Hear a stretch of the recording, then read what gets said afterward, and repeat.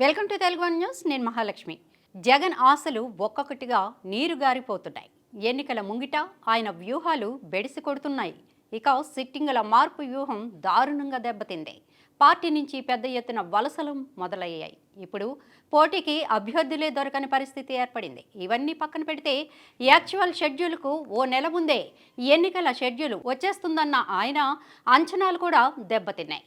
ఇక 3 నెలల కిందటే ఆయన ఎన్నికలకు సిద్ధం కావాలంటూ పార్టీ నేతలకు, కేడర్కు పిలుపునిచ్చారు.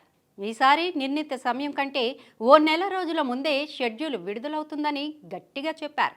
అలా జరిగితే కోడ్ పేరుతో పథకాలు నిలిచిపోతాయని, అప్పుడు నిధుల కొరత ఉండదని ఆయన భావించారు. అలాగే నిర్ణీత గడువు ప్రకారమే ఎన్నికల షెడ్యూల్ వస్తే సరిగ్గా ఎన్నికల సమయంలో విద్యుత్ కోతలు, ఆర్థిక కష్టాలతో జగన్ సర్కార్ చిక్కుల్లో పడుతుంది.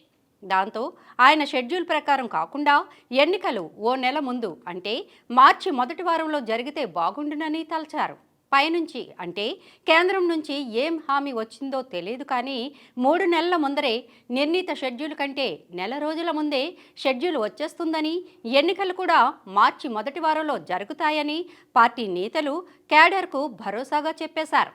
అయితే ఆ పరిస్థితి ఎంత మాత్రం కనిపించడం లేదు. ఎన్నికల షెడ్యూల్ మార్చి 2వ వారంలోనే విడుదలయ్యే అవకాశాలు మెండుగా కనిపిస్తున్నాయి. ఇక ఫిబ్రవరి 3వ వారంలోనే ఏపీలో విద్యుత్ కోతలు షురు అయిపోయాయి. రానున్న రోజుల్లో ఇవి మరింత పెరిగే అవకాశం కూడా ఉంది. అన్నిటికీ మించి ఇప్పటి వరకు ఎలాగోలా నెట్టుకొచ్చిన బటన్ నొక్కుడు కార్యక్రమం కూడా సాధ్యం కాని ఆర్థిక దుస్థితిలో జగన్ ఉన్నారు. షెడ్యూల్ పేరు చెప్పి బటన్ నొక్కుడును ఎగ్గొట్టొచ్చని భావించిన జగన్కు షెడ్యూల్ నిర్ణీత సమయానికి వస్తుండడంతో ఆ ఛాన్స్ లేకుండా పోయింది.